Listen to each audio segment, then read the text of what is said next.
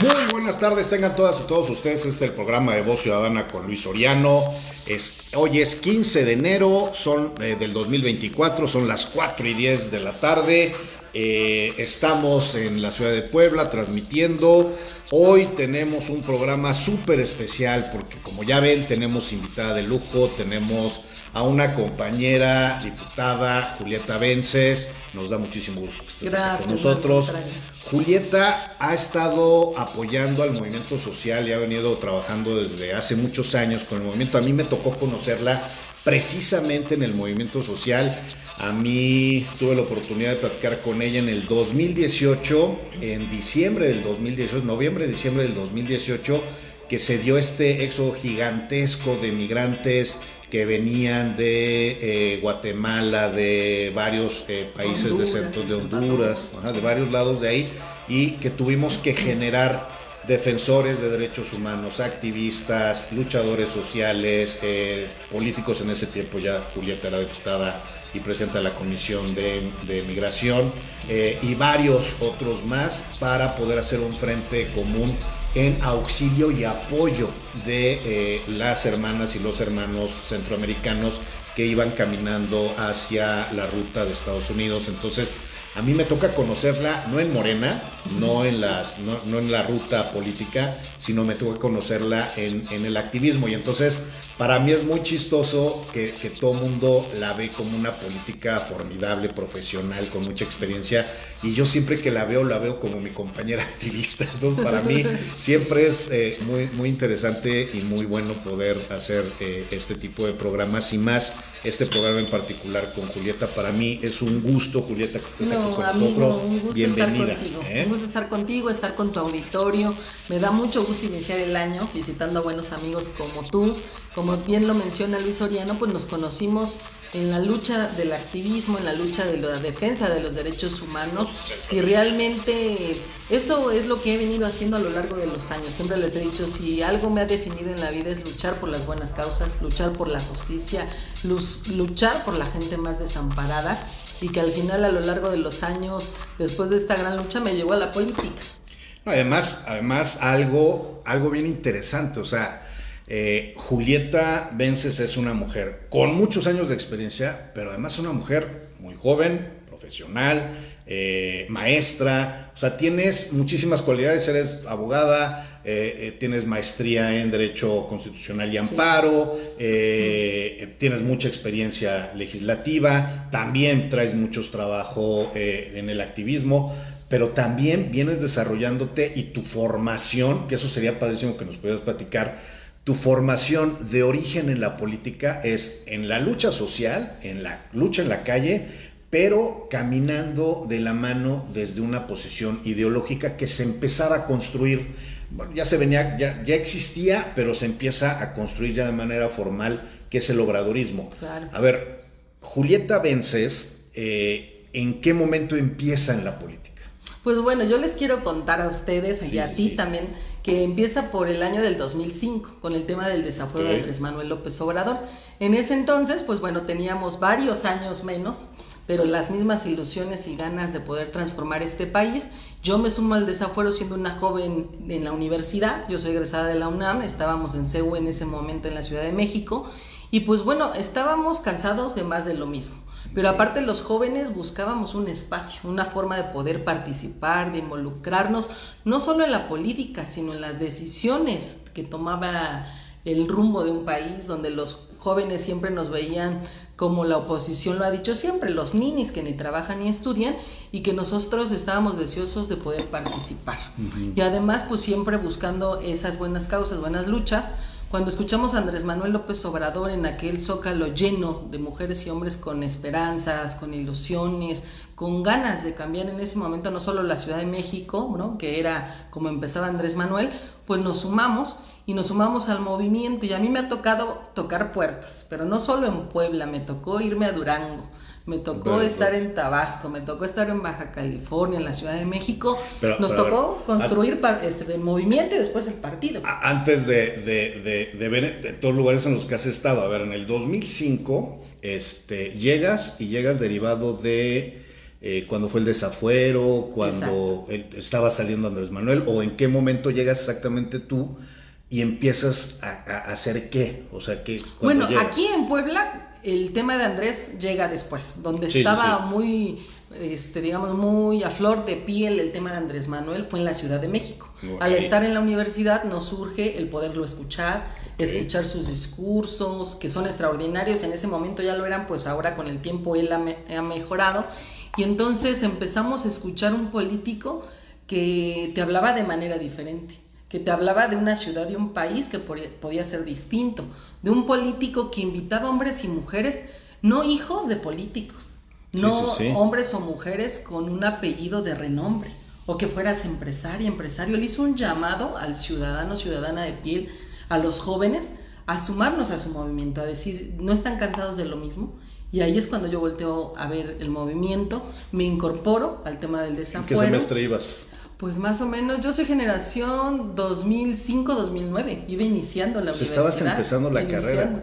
O sea, cuando estabas empezando la carrera, ¿escuchaste el discurso que dio Andrés Manuel en la Cámara de Diputados? Digo, para poner en contexto, porque dio un discursazo. No, él los daba en la plaza pública del Zócalo. Donde él los daba en la calle. Tú oíste ese, ¿no? Porque hay un histórico discurso que da. Sí, en la Cámara de Diputados también. Cuando habla ahí. Pero entonces tú empezaste oyéndolo en la plaza pública. En la calle. Y entonces es cuando cautivó a muchos, nos sumamos, y obviamente después viene este discurso en la Cámara de Diputados, pero nos nace el deseo de participar, porque al escucharlo te convence de que puedes cambiar las cosas, de que las cosas pueden mejorar, de que los jóvenes teníamos un espacio para poder participar por fin, porque cuando eres joven, y eso les pasa yo creo hasta la actualidad a nuestras juventudes ahora, no te toman en serio, te dicen que no tienes experiencia, que tienes poco que aportar, cuando a lo largo de la historia hemos visto que este relevo generacional pues aporta ideas nuevas, diferentes formas de hacer política, que no trae los viejos usos y costumbres del viejo político. Entonces esto viene a renovar, yo me incorporo, y ahí viene el tema de empezar a hacer el movimiento de Andrés Manuel López Obrador, que aquel tiempo no era Morena, ¿no? Como bien lo dices, era el obradorismo. Y entonces el obradorismo, que es hombres y mujeres que confiamos en él y que nos sumamos a ese proyecto. Y hace un momento platicábamos, Luis Soriano, de que no es lo mismo Morena que el obradorismo. Pues no, al final del movimiento del obradorismo, después de que veíamos que era imposible con el fraude electoral, cuando dimos, después del desafuero, pues bueno, vino el gobierno legítimo en el 2006, que no gana Andrés Manuel. Esto es lo que te quería preguntar, a ver, y se lo he preguntado a varios de los que he tenido invitados que hoy hablan que son 4T, que hablan que son morenistas. Algunos llegaron a lo mejor no hace mucho tiempo, algunos sí tienen toda la vida, inclusive como en tu caso, que desde antes de que existiera Morena. Yo lo que les pregunto, y es para que la gente sepa, a ver, ¿es lo mismo ser obradorista a ser Morena, pertenecer a Morena o ser parte de la 4T? ¿Es lo mismo, no es lo mismo? ¿Por qué se distingue? Tú que identificas de todo el recorrido. Digo, estamos hablando del 2006, estamos hablando de un chorro de años que han venido trabajando. No digas, amigo, ya van a saber qué edad tengo. Estás muy joven, pero sí, un chorro de años de experiencia y de trabajar a favor del obradorismo. O sea, no llegaste a C3, no llegaste a C6, no llegaste a C8. A nosotros nos tocó construir, tocar piedra.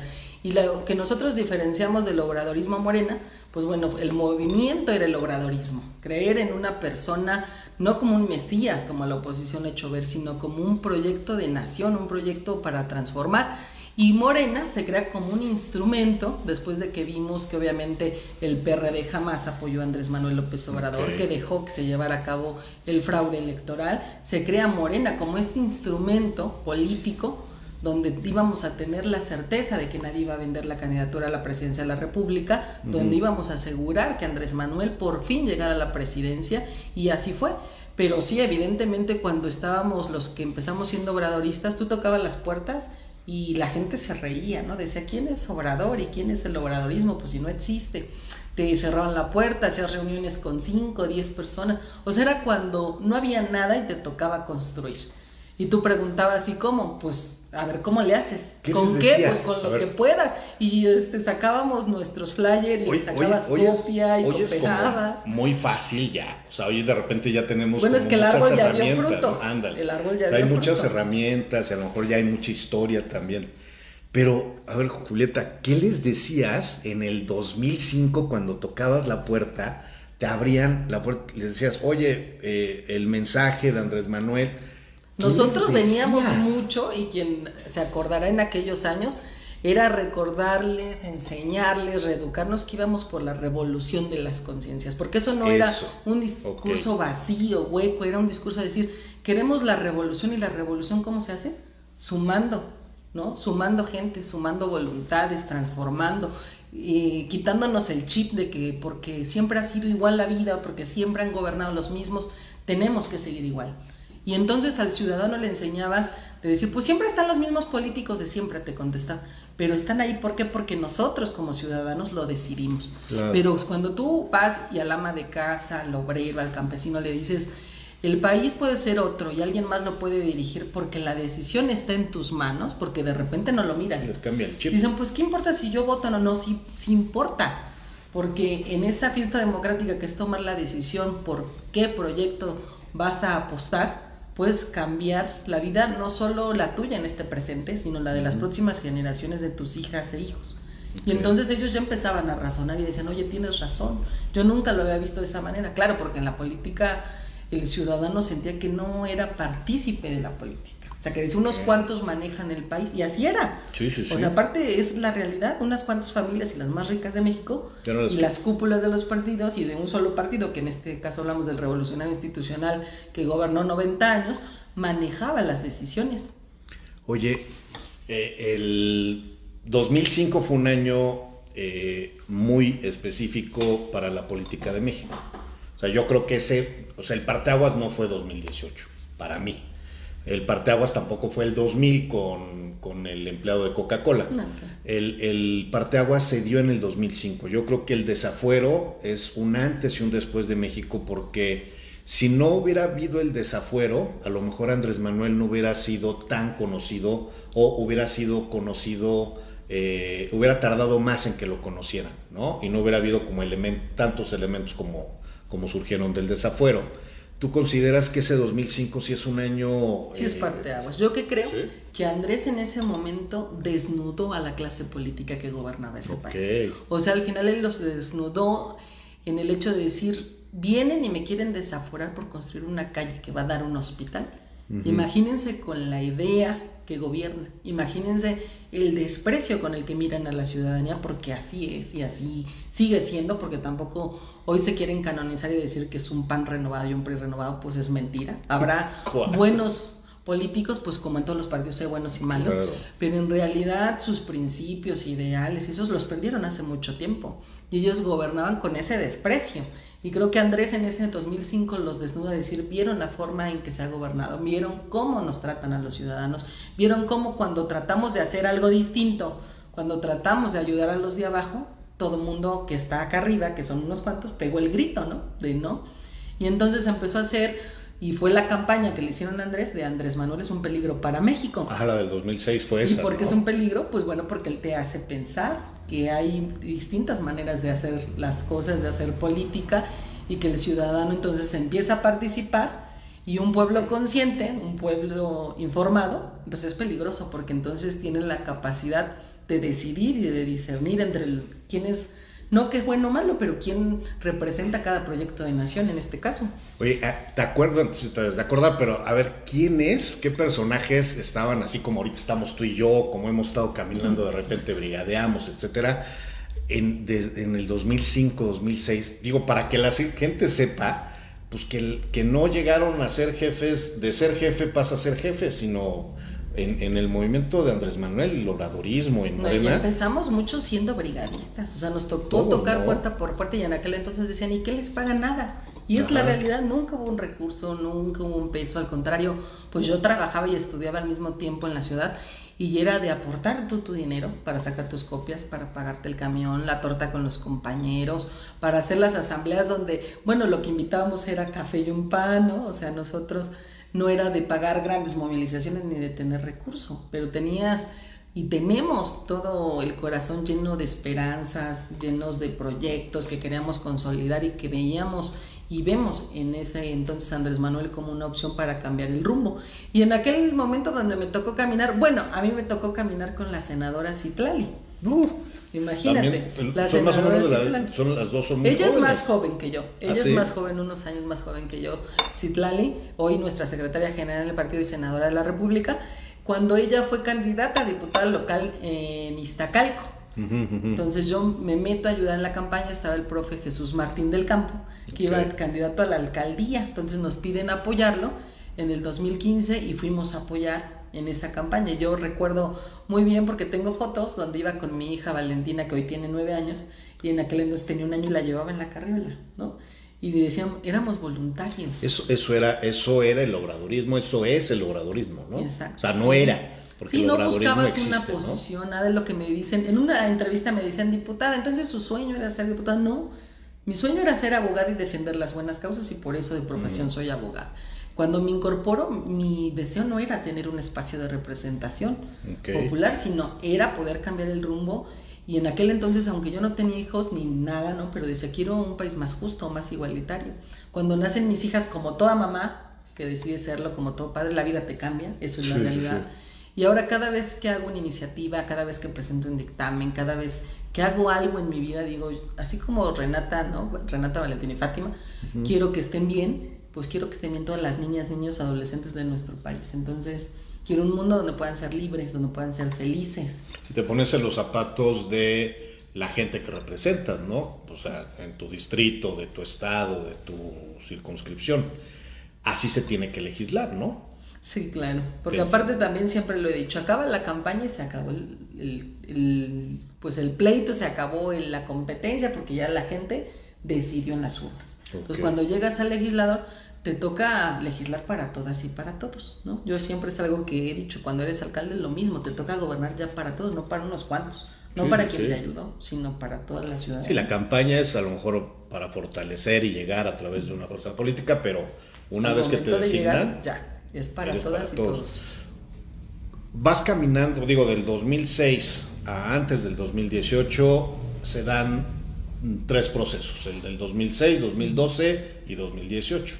Estos 3 procesos viven realidades diferentes, ¿no? En el 2006 te toca todavía ser estudiante, en segundo o tercer año de la carrera. 2012 ya saliste de la carrera, ya empiezas a hacer una vida ya como profesionista. Y 2018 ya eres una política formada, construida, etc. Estas 3 etapas para ti, desde la visión del obradorismo, porque el obradorismo crece con ustedes y también ustedes crecen con el obradorismo. Esta evolución, este crecimiento, ¿cómo la relatarías? Así muy breve, como para de aquí al 18... ¿Qué platicarías tú del obradorismo para que sepa que hay con muy emoción, sintetizado? ¿No? Ahora lo platicamos como que fue una lucha muy sencilla, pero no fue fácil. No fue fácil convencer, porque cuando te repiten una mentira 1000 veces se vuelve verdad. Sí. Y hubo quien al final repitió esa misma mentira, no solo los políticos, medios de comunicación, que es otro de los poderes fácticos que conocemos hoy, y que le repetían al ciudadano que estaba bien, o que te hacía creer y decía, ¿no? Porque hasta en sus discursos era el que nace pobre, crece pobre y muere pobre. Sí, como si no hubiera otra opción, quiere, como si no tuvieras más oportunidades, y era porque ellos al final no las generaban. Entonces fue complicado ir cambiando ese chip. Los medios de comunicación no te abrían espacios. Por eso fue que en Morena, muchos ahora de otros partidos políticos dicen, es que nosotros sí caminamos, tocamos puerta, pues era apenas. Porque ningún partido político en el pasado, hasta que Morena con este tema del obradorismo empezamos a tocar casa por casa, fue que lo empezaron a hacer, y al principio se reían, decían, no hombre, ¿cuándo van a recorrer? Pues se dieron cuenta que sí tenía efecto, que cuando tú tocabas a la puerta del ciudadano y que salía ese hombre, esa mujer, y le hablabas y le explicabas y le decías qué es lo que se quería, qué proyecto representábamos, que no solo era un sexenio, porque muchos van por el sexenio y no les interesa lo que nosotros decimos, es un proyecto de nación a futuro, desde más generaciones, y convencías. Y después fuimos sumando. Y yo creo que cuando se dieron cuenta, porque para ellos era un chiste que anduvieras recorriendo casa por casa, y cuando vieron el gran fenómeno, porque así lo están estudiando hasta en América Latina, el gran fenómeno del obradorismo, como él pudo en tan poco tiempo detonar, pues hoy gobernar más de la mitad de las gubernaturas, por poner un ejemplo. ¿Qué es lo que hizo? ¿Qué es lo que hicimos? Sí, me acuerdo cuando se estaba brigadeando para Abraham Quirós, todavía la gente, tú ibas a brigadear, caminabas, todavía no estaba Andrés Manuel en la boleta, ¿no? Ya había estado en la boleta, pero no en esa. No en esa. Y era bien complicado porque la gente te aventaba de todo, se reía de ti. Pasaban, de repente había eventos de los otros partidos y se reían de los niños, niñas, muchachos, muchachas, y de manera despectiva les decían, mira, ahí andan caminando estos comunistas, socialistas. Sí. O sea, ni siquiera lo relacionaban a Morena o a Andrés Manuel. Y se reían, pasaban y se reían de ti, ¿no? En el 2018, muchos de esos que se reían, de repente en el 2018 ya andaban caminando también en las brigadas, ¿no? O sea, ese es un efecto muy fuerte que se da en lo que es el obradorismo. Provocar que la misma gente se obliga a tener que cambiar, por lo menos en sus formas, es bien difícil, ¿no? Claro, sí. O sea, te tocó a ti ver desde el 2000 para acá cómo lo que no querían era que se cambiaran las cosas, y de repente los empiezan a obligar a cambiar, lo que tú dices. Sí, o sea, nosotros, digamos, con el obradorismo fue una nueva manera de hacer política. Okay. Entonces ellos lo que le apostaban era el día de la elección, repartir apoyos, ¿no? Siempre lo decíamos, los famosos tinacos, calentadores, comprar la voluntad del pueblo. Y obviamente había y sigue habiendo obviamente lugares con rezago, con necesidad económica, pero que ellos lucraban con eso, porque no era que les prometiera siquiera en tu propuesta de campaña de voy a llegar a cambiar su realidad, era aquí está, ¿no? Sus 500,000 pesos y voten por quien tengan que votar. Y al haber esa necesidad, dices, lucraban con la gente, con la necesidad de la gente. Aquí yo creo que lo hemos visto, el proyecto de nación que ha hecho, pues lo que queremos es terminar con esta desigualdad, es terminar con la pobreza. ¿Y cómo vas a hacer? Pues con los programas sociales, que a mí me dio risa apenas hace unos días que el dirigente nacional del PRI diciendo que ellos apoyaron los programas, cuando yo he estado en las 2 legislaturas desde que entró el presidente de la República, y ellos votaron en contra de los programas sociales. Para ellos era tirar el dinero, apoyar a un adulto mayor, era tirar el dinero, apoyar a un joven. O sea, en el debate lo decían. Y votaron en contra, y ahora dice que están a favor. Entonces, ¿cómo este doble discurso para tratar de convencer al ciudadano, ya que estamos próximos a unos meses del siguiente proceso electoral?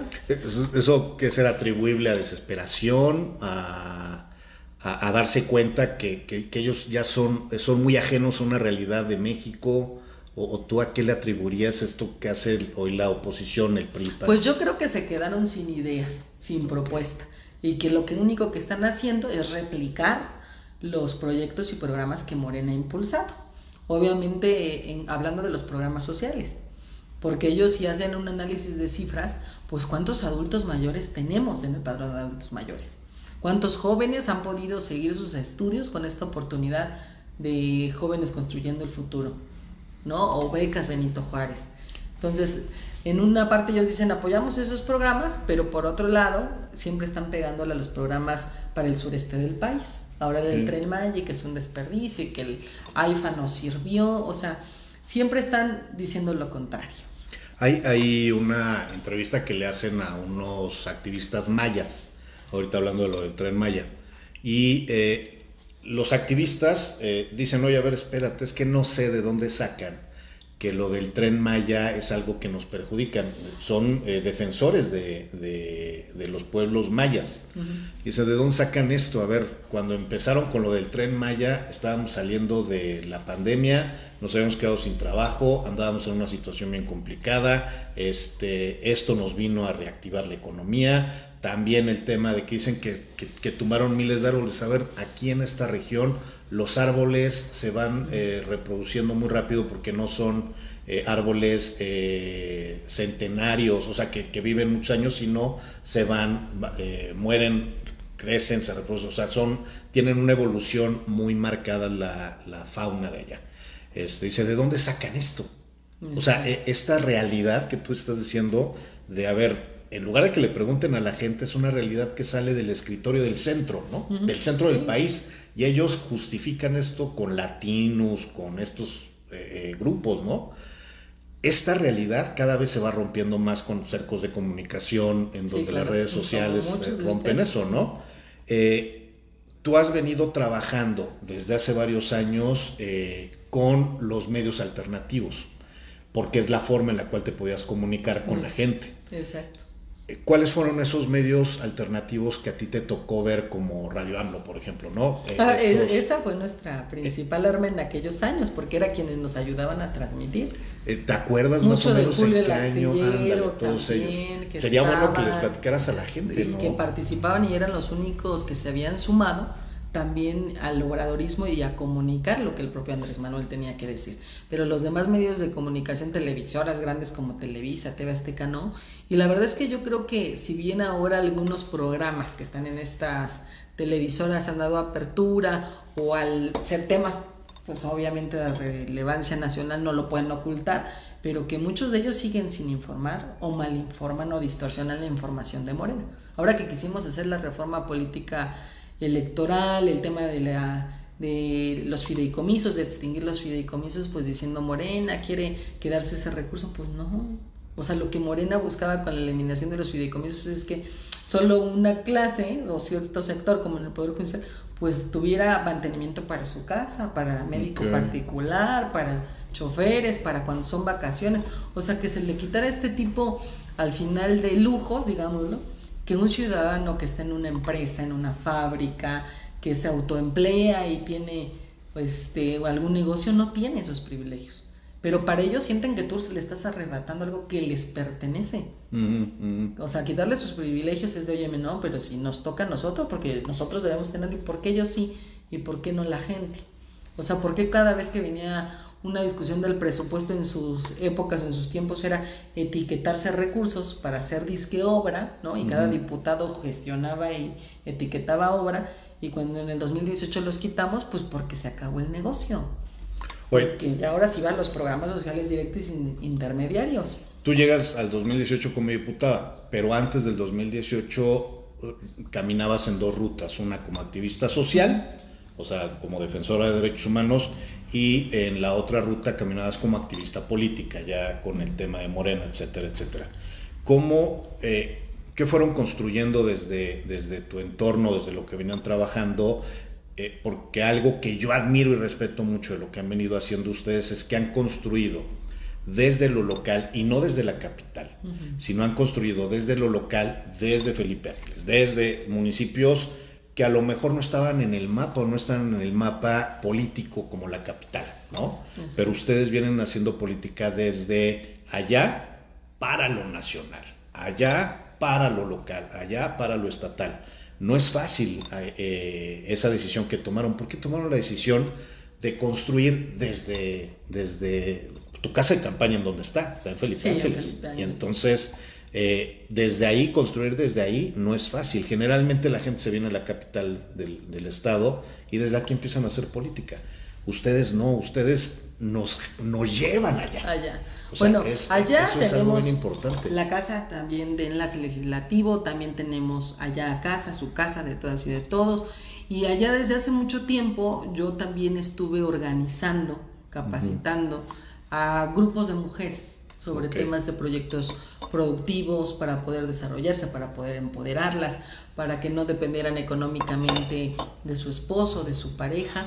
¿Y por qué ahí? Pues creo que es lo que hace falta. También cuando legislamos, yo les digo, no solo es importante legislar, sino que la gente conozca los derechos que hemos ido plasmando en la ley, en la Constitución, en el Código Civil, Penal, en la que sea, en el marco normativo que sea, pero tienes que irlo a informar allá abajo, tienes que informarlo en las calles.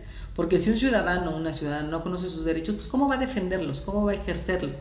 Claro. Entonces, el estar en las comunidades, el poder hablarles, ahora que yo presido la Comisión de Igualdad de Género, hablarles de violencia, veo sus rostros, me ha tocado mujeres que lloran, porque cuando les estoy explicando qué es la violencia, los tipos de violencia, cómo se manifiesta, cómo la línea es tan delgada que no logramos percibirlo, porque así se nos ha educado y creemos que es lo normal, lloran, me ha tocado.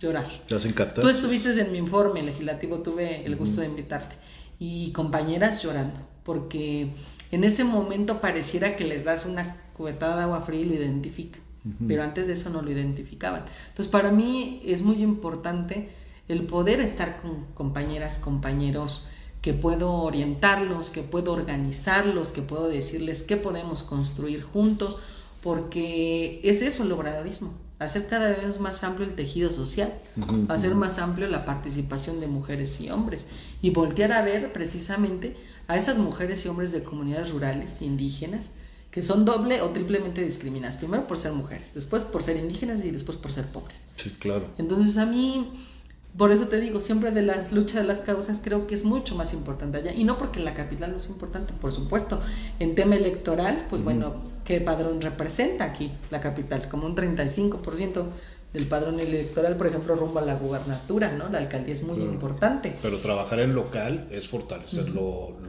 general, ¿no? Pero siempre he visto y siempre he mirado lo que dices, que hay muchos actores políticos. Aquí mismo tenemos muchos compañeros, compañeras que están establecidos en la capital y que de repente hacia allá, hacia los rumbos más lejanos es donde nadie voltea.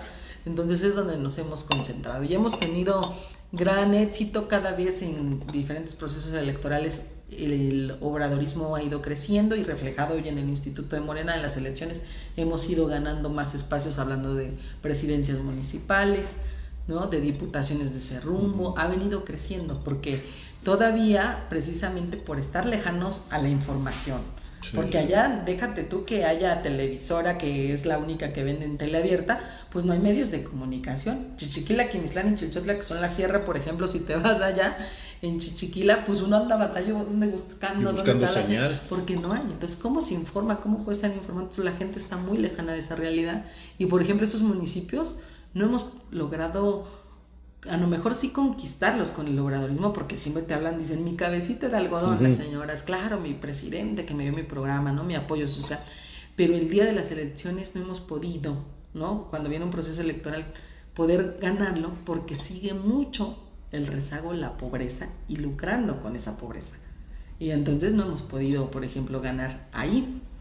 Oye, antes de entrar ya a tu tarea como legisladora, y antes de preguntarte cómo fue que terminaste siendo candidata la primera vez, me gustaría que me platicaras qué opinas de Citlali Hernández, qué opinas de cómo está trabajando Morena a nivel nacional con Mario Delgado, qué es lo que está pasando hoy, no hoy, sino más bien esa realidad del 2017-2018 frente a lo que está pasando hoy. ¿Tú lo ves igual, lo ves similar, lo ves diferente? Pero empezamos con Citlali. Pues mira, Citlali yo veo que es una mujer, como lo decimos, joven, una mujer que ha ganado experiencia a lo largo de estos años, que nació al igual que una servidora con el obradorismo, que conoce los principios, los valores, los estatutos de Morena, lo que queremos alcanzar en aquel momento y lo que hoy tenemos que consolidar rumbo al segundo piso de la transformación. Y con Mario Delgado, yo de repente he visto críticas muy grandes hacia nuestro presidente nacional, y yo que miro que de repente no se le ha reconocido el gran trabajo que ha hecho en esta presidencia del Comité Ejecutivo Nacional del partido, porque con él hemos ganado casi todas las gubernaturas, claro. Le han tocado todos los procesos. Y ha dado buenos resultados. Entonces, a veces creo que se le sataniza con las decisiones que toma, ¿no? Donde poco a poco ha sido pues más inclusivo, más plural, más diverso. Y obviamente las bases de Morena tampoco queremos que vengan a invadirnos otros perfiles de otros partidos, eso es una realidad, pero que también entendemos que mientras más crece el instituto político, pues más hombres y mujeres se van a querer sumar. Claro. Lo que yo sí he podido mirar es que el tema no es que se sumen, algo que yo he cuestionado, lo digo aquí, la base obradorista, que decimos, bueno, si viene alguien de otro instituto político, porque también es de sabios cambiar de opiniones, de sabios recomponer el camino, pues que lleguen a construir, que lleguen a trabajar, que lleguen a demostrar a la gente que no vienen rumbo al proceso electoral como ahorita que se acerca, y entonces ya saltan dentro de Morena. O sea, si tú dices estar convencido de este proyecto, pues llega a trabajar, llega a construir, y a lo mejor en el siguiente proceso electoral o en los siguientes, pues bueno, se te va a apoyar porque has hecho trabajo. hasta la propia ciudadanía te lo va a reconocer. Pero si llegas de momento 2-3 meses antes de que van a designar candidatos, pues obviamente la militancia se enoja y con sobrada razón, porque dice, nosotros caminamos, nos requemamos, nos cansamos, aportamos, para que hoy perfiles de otros lados lleguen y se suban, en vez de formarse en la fila, en vez de trabajar, y que dejen fuera a las bases de Morena. Pero yo, pues por lo menos he tenido acercamiento con Mario Delgado, él fue mi coordinador en la primera legislatura, y yo hacia él tengo reconocimiento siempre a su trabajo, gratitud, siempre apoyando, siempre trabajando, siempre activo. Entonces yo de él no tendría nada malo que decir, nada. Está bien. Oye, a ver, platícame precisamente, en el 2018, del 2017 para el 2018 se empiezan a construir miles de procesos en todo el país, desde alcaldías, regidurías, presencias municipales, diputaciones federales, locales, obviamente la presidencia con Andrés Manuel, gubernaturas, hay de todo, ¿no? O sea, finalmente es como el primer gran proceso para Morena, en donde todo parece indicar que va a arrasar, y es la primera oleada gigantesca que se viene para Morena, y hay que contener, y para contener muchas veces hay que levantar la mano y decir, oye, a ver, yo tengo esto, yo traigo esto, nosotros traemos esto, no soy yo nada más, somos todo un equipo. ¿Tú cómo llegas a ser candidata en el 2018? ¿Cómo construyes ese proceso para ser candidata en el 2018? Pues fue algo bien raro. Mira, yo nunca levanté la mano en realidad para decir yo quiero, no. Se dieron las circunstancias y se dio el momento. Yo soy consejera estatal por segunda ocasión. Soy consejera desde que se crea, pues el partido fue por el 2014, los primeros consejeros se eligieron en el 2000, en ese mismo proceso 2014-2015, me vuelvo consejera estatal y venía para el 2018, se nos tocó tomar las decisiones de qué perfiles se iba. Pero Morena Nacional fue muy claro, dijo, los espacios que vayan en consenso no van a ir ni a una encuesta ni a nada, va a ser por consenso. O sea, nos dio ese poder todavía Morena Nacional, el partido, de decir, ustedes pónganse de acuerdo. Y suena bien sencillo, ¿no? Pero como todo ser humano gana el ego, la vanidad, yo trabajo más, yo menos. Bueno, para no hacerte cuento largo, yo en el 2018 me registro para el Distrito 8 de Ciudad Cerdán. Y fui el único consenso del estado.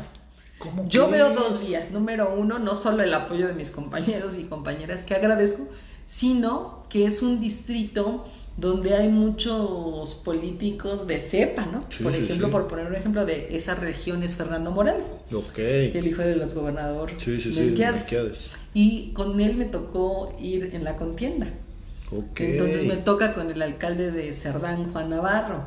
O sea, había perfiles, pues digamos, que llevaban mucho tiempo en la política del frente, y yo sí creo que muchos dudaron que se pudiera ganar, que decían es un distrito muy complicado, muy fuerte, ¿no? Creo que Morena pueda penetrar, vamos a perder la elección.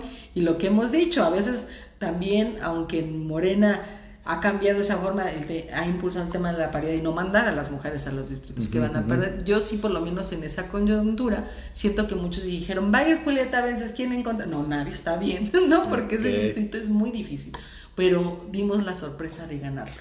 Pero además, poniéndoles en contexto, en el 2018 no se estaba compitiendo solamente contra el PRI, se estaba compitiendo contra el morenovallismo. Claro. Y Fernando Morales era un consentido del morenovallismo por ser hijo de Melquiades Morales, además de que Fernando traía todo el tema de la región, en donde Rafael también fue diputado de esa región, tenía influencia en esa región más bien, y entonces ese distrito era muy complicado, que una persona que no había sido alcalde, que no había sido tenido alguna posición antes de Fernando política, Morales. No tuya. Yo no, nada, yo era la primera. Nunca había sido regidora, nunca habías estado en campaña apareciendo tú en la boleta. Siempre nos tocó operar, siempre nos tocó como te decía yo, cuando Citlali, que ella era la candidata de diputada local, sí, sí, que el profe Jesús Martín del Campo era para alcalde. Estuvimos con Marina del Pilar, ¿no? Sí, en Baja California, cuando ella iba diputada local en el 16, imagínate. Okay. Entonces nos tocó como con varios compañeros y compañeras a apoyarlos, pero detrás, tocando puertas, haciendo brigada, viendo representantes de casilla, quién va a estar en la promoción, todo, pero nunca ser los actores, sino tú ir a sumar, que eso era de principio la esencia, lo que nos movía, nos motivaba, o me motivaba a mí, Julieta Vences. Entonces en el 18 se me da esa oportunidad y me dicen, pues ya, o sea, eres consenso. Y yo dije, pues bueno, tampoco me rajo, hemos traído muchos años ya recorriendo. O sea, lo único que va a cambiar es que ahora sí va mi nombre en la boleta, ¿no? Sí, pero que ahora eres tú, otros compañeros o compañeras, y dije, pues vamos a darle. Y así le dimos y luchamos, pues bueno, contra todo el poder económico que había, porque había dispendio, había, ¿no? Espectaculares en la región, hasta en las piedras veías publicidad. Sí, y nosotros dijimos, con dinero nunca vamos a competir. Y en Morena y en el obradorismo no ha sido así. ¿Qué vamos a hacer? Tocar puertas. Y fue lo que nos dedicamos. Y brigadeando. Brigada, convenciendo, ciudadano. Y ganamos en el 18. Y ganaron con un margen bastante respetable para que no les ganaran las impugnaciones. En el 18 no. En el 18 nos fuimos casilla por casilla. Ok. Voto por voto. Fueron... No me acuerdo ya en este momento, como 600, 700 votos. Fue muy cerrada. ¿Fue muy cerrada? Elección, muy cerrada la elección. Pero esa diferencia que tenían se fue reduciendo. Sí, porque ya, por ejemplo, nuestro distrito, ahora en el 2021, recordarán y tú recordarás, yo iba a ser de nueva cuenta la candidata por mayoría. Nos impugnan, como fue el tema de Félix, ¿no? De Michoacán también, el que iba a ser el candidato en aquel proceso electoral a gobernador. A mí también me impugnan por 11 bardas que eran mi casa de enlace legislativo, porque era diputada desde el 2018. Me impugnan, ¿no? Y entonces, al dar la resolución de Félix Salgado Macedonio, de Morón, pues iba Julieta Vences y nos impugnaron a todos, nos tiraron las candidaturas. Entonces, yo ya no voy, dije, ¿ahora qué hacemos? El partido, y obviamente por las condiciones que se dieron, porque al final quien nos impugna también, pues son gente que no quería que pasáramos, a la que le molesta que digas la verdad, que seas honesto, que no pierdas en el camino los ideales, ¿no? Y en ese momento, pues, los propios y ajenos nos impugnan para tirarnos la candidatura. Ahí es cuando, por eso te digo, sale el presidente del partido, Mario Delgado, y dijo, yo voy a poner en la mesa esta situación porque eres un perfil que no es de ahora, que ha estado mucho tiempo, que no podemos perder, que has dado resultados, y ver qué dice el Comité Ejecutivo Nacional vía representación proporcional. Yo dije, adelante, si no, yo puedo sumarme a donde sea, seguir construyendo, ¿no? O sea, no nos mueven los cargos, no nos mueve el poder por el poder, sino el poder seguir aportando. Y entonces el partido, cuando decide de representación proporcional, me dice, vas a ir tú. Que precisamente... ¿Cómo llego ahora a esta posición? Las posiciones plurinominales son para perfiles como tú, para perfiles de personas que han trabajado, que tienen experiencia, que no es un tema de los que acaban de llegar. Además también que llegaste, no nomás llegaste ahí, sino habías ganado el poder ser tú la candidata, y por vías de los partidos de enfrente, por intereses contrarios al obradorismo, no terminaste siendo tú. O sea, para eso deberían de aprovecharse las candidaturas plurinominales, no para otros temas nada más, sino para la gente que tenga... La hija de fulano, la comadre, no, sino para los resultados y el tema trabajo. Sí, independientemente de si son hijos, nietos, sobrinos, etcétera, eso a lo mejor puede sumar o puede restar, pero aquí el trabajo es lo que tiene que tener el valor. Y además hemos dado muchos resultados. Fíjate, yo algo que he dicho siempre, soy la única diputada federal no solo de Morena, sino de todos los partidos poblana, que ha sido presidenta de comisión 2 veces. 2 veces. Y no solo por el orgullo de decirlo, sino la gran responsabilidad que me ha tocado tener en mis manos. Y las comisiones en las que ha sido presidenta no son nada sencillas. No. Primero migración y luego igualdad. Y como lo mencionaste a la entrada de nuestra entrevista, era cuando venían los éxodos de migrantes, que llegando a Andrés Manuel empezaron a llegar. Fue un momento muy complicado, tuvimos que tener mucho acercamiento con Marcelo Ebrard en ese momento, era secretario de Relaciones con el Exteriores. Instituto Nacional de Migración, con Garduño, o sea, fue un proceso complicado de llevar. Y en este 21, que nos toca del 21 al 24 tener la Comisión de Igualdad, pues no se diga, es un tema de violencia, de feminicidios, de un montón de iniciativas que traen colectiva, sociedad civil, y que hemos tenido que estar día y noche trabajando para poder dar resultados. Y que ese rato, quiero presumirte a ti y a quienes nos escuchan, hicieron el ranqueo de los diputados más productivos de los 500, y yo estoy en las 10 más productivas, con iniciativas aprobadas. Entonces, eso hay que presumir. Eso es lo que debemos hacer, ese es el compromiso que creo que debemos tener, porque es muy fácil presentar iniciativas, pero ¿de qué te sirve si no te las aprueban? No cambias nada. Sí, el porcentaje de aprobación. Entonces, aprobadas, soy de las más productivas, y mi comisión, siempre vamos peleando con la Comisión de Justicia. Les digo, pero siempre en dictámenes vamos casi a la par peleándonos el primer lugar como la comisión más productiva de la Cámara también. Que hoy, en tiempos actuales de violencia de género que existe en el Estado, en Latinoamérica en general, es necesaria la armonización de toda la normativa para que finalmente esté ad hoc para dignificar los derechos de las mujeres, ¿no? O sea, de verdad te llegan temas totalmente atroces, los ataques con sustancias corrosivas que hemos vivido, cómo les destrozan la vida, violencia vicaria, o sea, temas que cuando una servidora llega a casa no te los puedes sacar de la mente. Estás con la preocupación de cómo le voy a hacer, cómo busco el sí, cómo buscar el consenso para que pase. Y además eso ha sido importante, a pesar de que somos de ideologías distintas. Desde que llegué a la comisión soy una mujer de diálogo, siempre, de buscar consensos, de convencer, nunca de ejercer mi mayoría, ¿no? Porque en Morena la tenemos, ¿no? Morena, PT y el Verde, en las comisiones pues podemos tener esa mayoría y decir, planchamos, como coloquialmente lo decimos, no, siempre es convencer. Y mis compañeras de la comisión, casi todos los dictámenes que hemos aprobado son por unanimidad, o sea, todos los partidos van con uno, votan con la iniciativa, porque nos fijamos en el contenido. Desde que yo llegué aquí, les dije, a mí no me interesa si es de un partido o de otro, sino lo importante que contenga la iniciativa, porque cuando nos abusan, cuando nos matan, cuando nos violan, o sea, yo se los he dicho, en la calle no te preguntan de qué partido político eres. Claro. Entonces, eso fue el primer factor desde la Comisión de Igualdad, trabajar en unidad, trabajar por dar resultados, y la verdad es que hemos avanzado muy bien. ¿Julieta es una mujer de izquierda?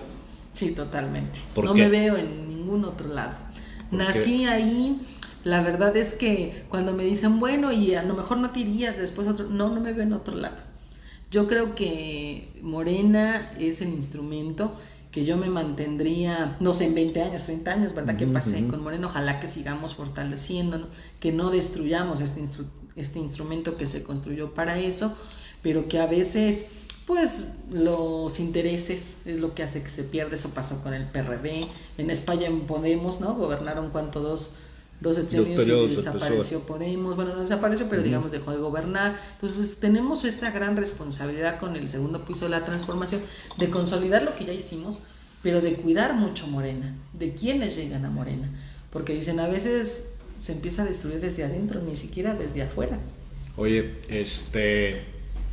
ganar a cualquier precio aunque se pierda el partido, o recuperar el partido aunque se pierdan elecciones. Híjole, es una pregunta bien complicada la que Lo bueno me es que esa pregunta no es ni para ti ni para mí, es para Mario Delgado. Es para Mario Delgado. Pero porque cuando gobiernas, pues lo que quieres es llegar el bienestar a la gente, y no puedes tener mejor instrumento que un gobierno, porque es como puedes hacer que llegue el recurso, puedes hacer que cambie la realidad del ciudadano, pero también he creído siempre de manera personal que a veces ganando se pierde. Yo sí creo que tenemos que cuidar mucho cómo llegamos, porque si bien es cierto que puedes ganar en el momento, a futuro, mediano, corto plazo, va a cambiar. Porque si algo hizo el obradorismo, fue esta revolución de conciencias que decimos, y la gente escucha, la gente ve, o sea, la gente ya no le engañas, dicen, oye, el gatopardismo que viene de otro partido y hoy le perdonan sus pecados y ya está en Morena, no, la gente ya no te lo compra, es decir, Pedrito Pérez era de tal partido y hoy viene a Morena, no me vengas a engañar, porque conozco su pasado. Entonces creo que la ciudadanía, si no cuidamos eso, sí daría un voto de castigo. Entonces tenemos que ser congruentes pues con el movimiento, congruentes con lo que prometimos ser y sobre todo con lo que juramos nunca ser como el pasado. Esto que dices, y aquí voy a tomarme yo la atribución, no es un tema para ti, sino yo dejé de pertenecer al partido y dejé de creer en el partido desde que Luis Miguel Barbosa llegó. A mí en lo personal, yo nunca lo apoyé ni cuando fue candidato a gobernador. Eso me trajo como consecuencia que me persiguiera Barbosa, ¿no? ¿Cómo puedo creer, y yo en lo personal es cómo puedo creer en un partido en Puebla, en donde hoy está dominado por una presidenta que es 100% barbosista, que el consejo, los consejeros en su mayoría son barbosistas? Pues obviamente yo dejé de pertenecer al partido, a Morena Partido, desde hace ya 4 o 5 años, ¿no? O sea, simpatizo y quiero mucho al obradorismo y me siento y me identifico como progresista, como contigo, como con Carlos Evangelista, Carlos Hernández. O sea, hay gente muy valiosa, el mismo Alejandro Armenta, Alejandro Carvajal, o sea, hay gente muy valiosa que está, pero esto que dices, yo sí lo dije y lo dije muy claro. Con Barbosa perdimos al partido. Y lo dije desde hace 6 años, y Barbosa fue uno de los motivos por los cuales me persiguió, y ahí están los resultados, ¿no? Hoy está, o sea, hoy no, pues el obradorismo no ha llegado a Puebla, pero es una percepción muy, muy, muy personal. Tú eres, afortunadamente para muchos de nosotros, una representante del obradorismo y una representante de Morena que nos mantiene dignos en el mundo de la política en Puebla.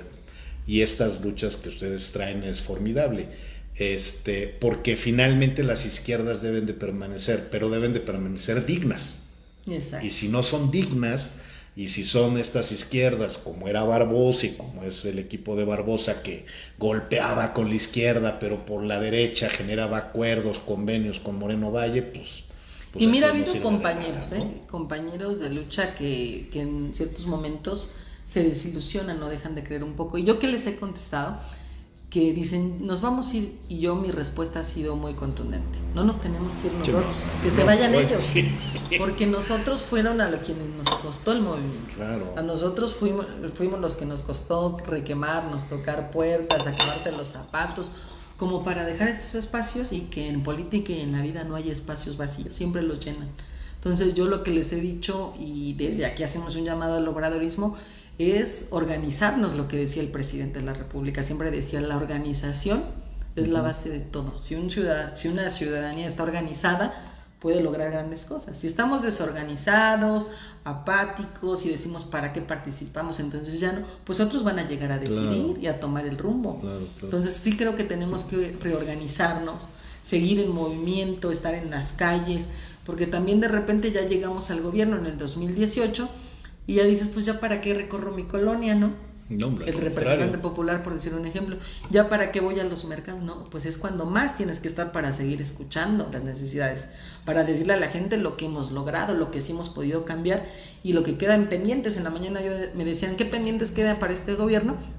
Creo que mucho el tema de seguridad y el tema de salud va a ser los dos grandes temas, ¿no? Los dos grandes retos para este próximo sexenio. Porque si bien se mejoró, aprobamos IMSS y Bienestar, ¿no? Y demás, necesitamos mucho reforzar el tema de salud. Hay una base, pero es gigantesco el trabajo que no alcanza. No, y también decirlo, luego ya el frente dice, es que Morena no ha hecho nada. Oigan, ustedes tenían sus elefantes blancos vacíos, o sea, iban a inaugurar un hospital y no había ni camas, ni médicos, ni nada, sí, o sea, también era porque, ¿no?, simulaban, ¿no? Y en Morena, o hay paredes de 3 piedras, estamos, ¿no?, en contra de eso. Entonces les digo, no es así, porque sacaron por ahí un video de la oposición construyó 50 hospitales y Morena cuántos, ¿no? Por ahí corre un video. Oye, hay muchos saludos, me dice Juan Manuel León, que era un comunista, un peligro para México, y ahora están de este lado con cargos y buscando cargos. A eso a lo que me refiero, mi querido Juan Manuel León. David Bautista Rivera dice, éxito amiga, saludos desde Puebla Mágico, Tlatlauquitepec. José Luis Mendoza dice, éxito diputada, saludos desde Santiago, Tenango, Puebla. Juanita Rodríguez dice, es correcto, en general Felipe Ángeles 2007, Andrés Manuel López Obrador decía, él nunca va a ser presidente y adiós, gracias por la revolución de conciencias, viva AMLO. Edna Laura Huerta te manda corazoncito, Dani Rojas te manda aplausos. Juan Manuel León, nosotros construimos el movimiento partido. Una disculpa a todas y todos, los mensajes anteriores a estos se me borraron ahorita que me volví a conectar. Si ahí el producer tiene forma de ver los comentarios antes de Juan Manuel León, a ver si ahorita los sacamos para poderlos decir al aire. Pero sí, se me fueron, perdón. Oye, se nos ha ido el tiempo rapidísimo, ya vamos para casi una hora de programa. Luego dicen que no nos gusta el chisme. Sí, no. Oye, hay muchas cosas que en estos 6 años, o casi 6 años, ha hecho Julieta Vences. Obviamente, como tú has dicho, o sea, primero, no trabaja sola, trabaja en equipo. Segundo, es una mujer incluyente, que no excluye, que siempre ha sido incluyente. Me consta porque a mí me ha pasado platicar muchos temas contigo. Eres una mujer que escucha a la gente y te has vuelto una de las principales aliadas de la sociedad civil, no solamente esta sociedad civil nacional que todo el mundo escucha, sino te has vuelto una aliada de la sociedad civil, de los que casi nunca nos pelan y casi nunca nos escuchan, que somos los que estamos fuera de México, fuera de la Ciudad de México. ¿Qué iniciativas has venido construyendo tú? Así como que te vengan a la mente decir, a ver, hicimos esto, como dices, que propusiste o que se propusieron y que se aprobaron y que hoy es un parteaguas, porque en estos 6 años, en materia de igualdad sustantiva de género, en materia de migración, es un México diferente al de hace 6 años, ¿eh? O sea, te lo digo yo, que hemos estado haciendo análisis y diagnósticos de cómo están los temas en derechos humanos desde la armonización de lo que es la normativa, y antes de hace 6 años, ahora de 6 años para acá, la armonización es totalmente diferente y a ti te ha tocado estar presidiendo migración primero y ahora igualdad sustantiva. Entonces sí sería importante como que a ver qué iniciativas han sido. Pues bueno, nos han buscado muchos, lo que sí es cierto es nunca les hemos cerrado las puertas, siempre les he dicho, la comisión, la cámara está abierta a escucharlos, hemos llevado foros, encuentros, seminarios, de todo, porque siempre lo he dicho, nosotros los legisladores somos un conducto para presentar las necesidades de la gente, las necesidades de hombres y mujeres que tienen una causa, y nosotros hemos impulsado iniciativas que estamos muy satisfechas de que se haya aprobado. No estamos contentas porque quisiéramos que nadie los hubiera tenido que vivir para hacerlas una realidad. Una de ellas es ataque con sustancias corrosivas, que en Puebla tenemos el caso de Esmeralda Millán, que conocemos, fue atacada con sustancias corrosivas por su expareja, le destrozaron el rostro. Lo mismo Mari Carmen Sánchez en el Estado de México. María Elena es de Oaxaca. Entonces, el hecho de haber aprobado esta iniciativa, que las va a ayudar a poder denunciar, a que el agresor tenga una sanción, que les cambió, no solo les destrozó la cara, el rostro, les destrozó la vida, porque estas mujeres son sometidas constantemente a cirugías para tratar de reconstruir su rostro, que muchas ni la visión tienen, porque al quemarlas también la visión la han perdido. Esmeralda Millán, pues bueno, el ser madre, ver a tus hijos después de ese ataque, imagínate el impacto de los niños, pues lo que más le dolía a ella era te reconocen, te dan miedo, o sea, tú les das miedo, qué es lo que pasa con ellos, y que hoy la hayamos podido aprobar, ¿no? Al pleno no ha subido porque la tenemos empatada, digamos, con la minuta del Senado, que llegó también aprobada, y nosotros la iniciativa en la Cámara. Estamos esperando que suba al pleno, que se defina si se aprueba la minuta o la iniciativa, pero ya está aprobada. Ese es uno de los temas importantes. Otro, violencia vicaria, que es, para quien no lo conoce, tomar como instrumento a los hijos para seguir dañando a la pareja. O sea, se dice que es la penúltima de las violencias, porque la violencia empieza siendo a lo mejor física, a lo mejor verbal, después sexual, económica, va subiendo, hasta que llega esta penúltima de las violencias, que es la violencia vicaria, y dicen, bueno, ¿cómo sigo lastimando a Julieta, María, Claudia? Pues con lo que más le puede doler a las mujeres que decidimos tener hijos, que es con ellos, Entonces los utilizas como instrumentos para seguirte dañando, para seguir ejerciendo el poder, para demostrarte que solo yo puedo dejarte de dañar cuando yo lo decida. ¿Alineación parental más o menos tiene algo que ver o es algo diferente? No, acá es distinto. De hecho, la alineación parental muchas veces lo que se quiere es cambiar o voltear, ¿no? Uh-huh. En contra a los hijos para lograr la patria potestad. Por poner un ejemplo, aquí el objetivo es la mujer. O sea, ni siquiera es que me interese hacerle daño a los niños, aunque se los hacen, porque obviamente le dicen tu mamá, porque generalmente se los llevan, es tu mamá no te quiere, tu mamá ya no te busca, tu mamá ya tiene otra pareja, pero no es tanto con el interés de quedarse o no con los menores, sino con la intención de seguirte lastimando y de seguir ejerciendo este tipo de violencia contra ti, ¿no? Y se dice que es la penúltima porque después de esta ya no hay otra que el feminicidio, inevitablemente. Sí, porque entonces, ya perdieron, o sea, cuando la supera la mujer este tipo de violencia, pues se quedan sin herramientas los violentadores o les violentados para generar otro tipo de violencia y la que viene es esta, ¿no? Sí, y modificamos 3 marcos normativos, el Código Civil, el Penal y la Ley General de Acceso a las Mujeres a una Vida Libre de Violencia, también como tratando de encuadrar las conductas que entren dentro de esta modalidad de violencia, porque precisamente cuando no haces un catálogo de acciones, cuando vas y denuncias, pues no se encuadra, o es bien difícil para una fiscalía, para un ministerio público encuadrar la acción que hayan realizado en contra tuya a una carpeta de investigación. Entonces avanzamos mucho en eso, y no solo en temas, les digo, en feos de violencia, también en temas muy bonitos.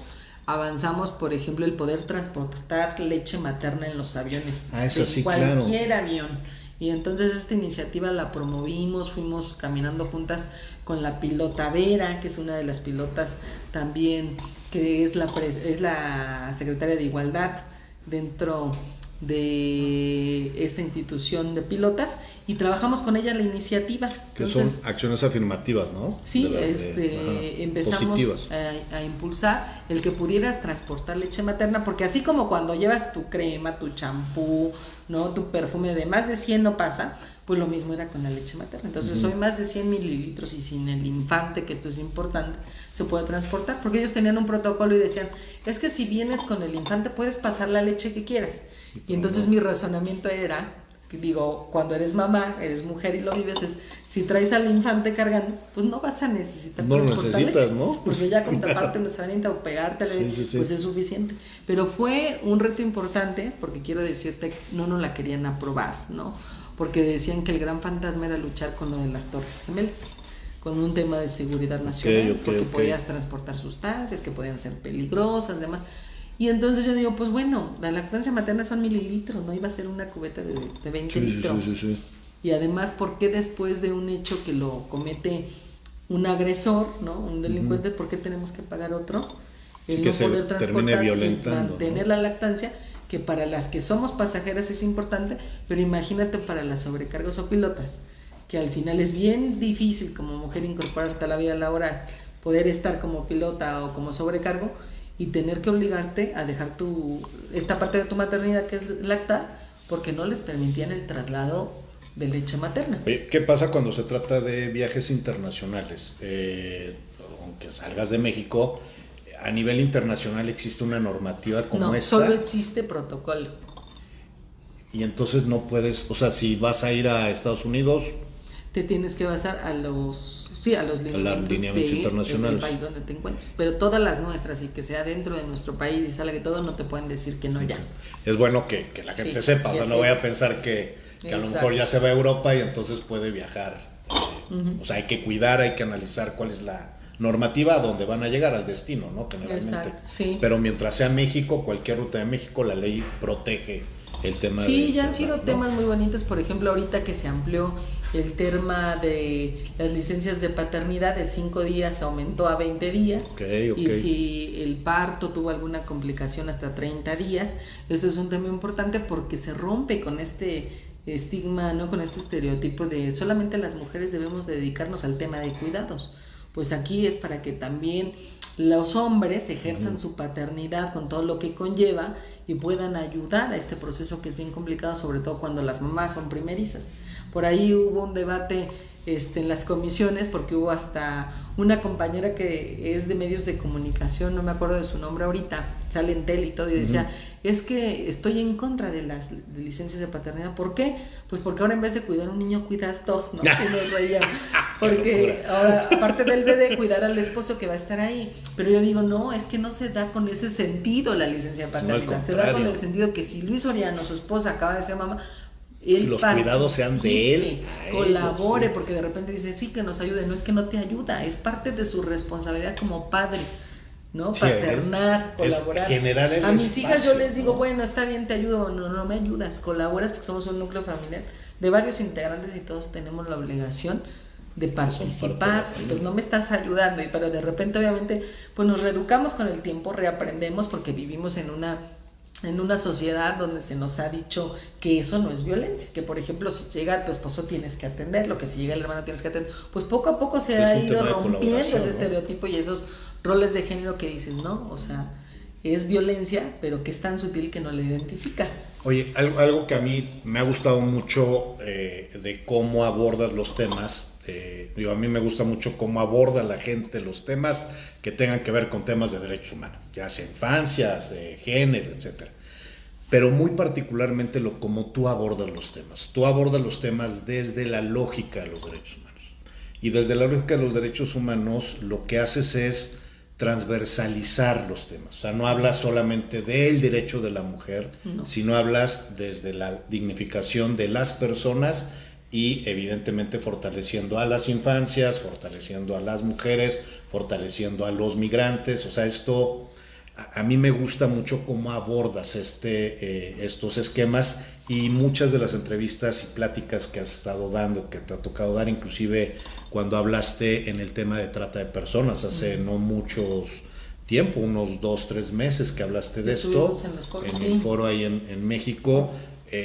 Tu abordaje es así, tu abordaje es desde la lógica de los derechos humanos.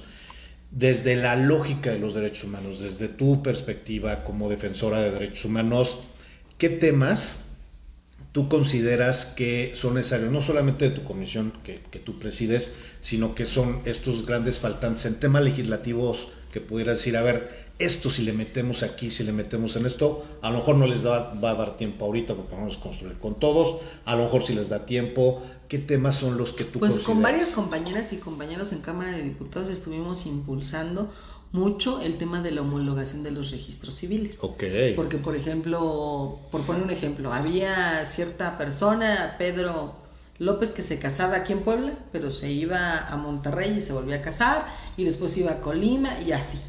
Pues bueno, no solo es un tema de quienes se van y se casan 2 o 3 veces, ya son adultos, pueden, ¿no? No es cierto, no lo hagan, pero es por poner un ejemplo. Pero también es el tema de la trata o del tema del robo de menores. Porque tú te llevas un niño y era bien sencillo, por no tener esta homologación de los registros civiles, que el niño desapareció en Puebla, pero vas y lo registras a Guanajuato, o vas y lo registras a Chiapas. Entonces la homologación de los registros civiles es bien importante, y estuvimos buscando este tema de la homologación. ¿Y en eso cómo van? Bien, ya se aprobó, ya está en la Cámara, falta por subir al Pleno de la Cámara de Diputados, pero ya se estuvo haciendo todo el trabajo legislativo, los foros, o sea, estuvimos ahí participando, y pues bueno, ya se llevó este avance, falta que suba al Pleno de la Cámara. Entonces creo que en este periodo legislativo va a ser muy importante, al igual que otra reforma constitucional, este es constitucional, que es el tema del derecho a ser buscado, que es un tema que se ha tenido los foros. Mi amiga Vanessa del Castillo es diputada de la ciudad, igual de reelección, ella es la coordinadora temática dentro del grupo parlamentario de Morena, y me ha invitado pues con el tema de búsqueda, que también, como lo mencionas, es transversal, porque lo hemos analizado y dicen, ¿qué desaparecen más? ¿No? ¿Hombres o mujeres? ¿Tú qué dirías? Son mujeres. Y luego, cuando piensas quiénes son las buscadoras, son mujeres.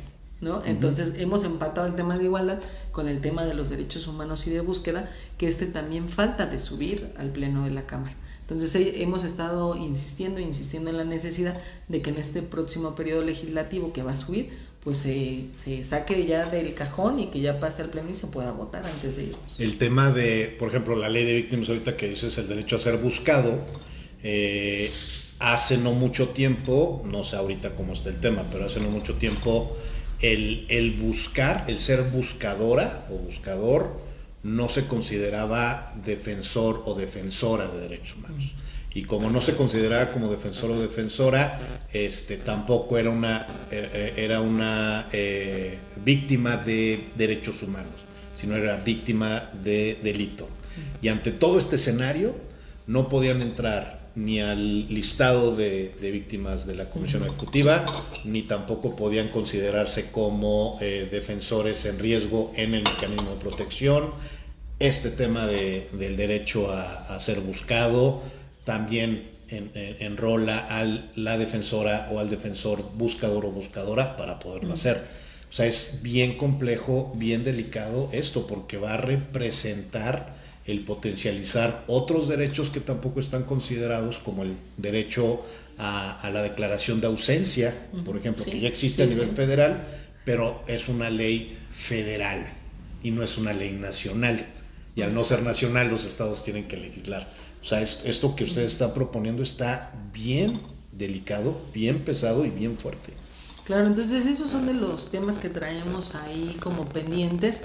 También yo en mi agenda traigo pendiente una iniciativa que es el poder sancionar hasta con 5 años en el Código Penal el abandono por embarazo. Okay. Entonces algunos medios nacionales retomaron y decían, entonces lo que Julieta vence es obligar a las parejas a estar juntas. No, para nada. Lo que queremos es que no suceda que cuando le des la noticia al novio, a la pareja, ¿no?, pues de que le digas estoy embarazada, y muchos lo saben, y sobre todo mujeres, pues patitas para que te quiero desaparecen. Entonces lo que queremos no es que estén juntos, pero que sí asuman esta responsabilidad, porque las mujeres cuando quedan en total abandono, como su nombre lo dicen, abandono por embarazo, pues muchas de ellas no tienen un trabajo, o si lo tienen y está en riesgo el embarazo, las despiden. O también pasa que hay centros de trabajo donde te hostigan hasta que renuncies. ¿Y qué pasa cuando es grave el embarazo, que es delicado, y hasta que muere hasta la propia mamá con el producto que es el bebé? Pues bueno, viene un agravante si esto llega a suceder.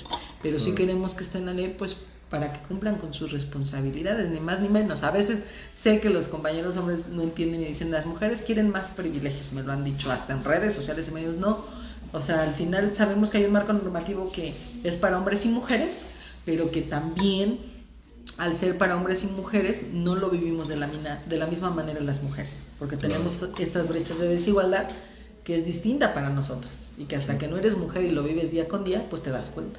Oye, ya se nos fue rapidísimo el tiempo.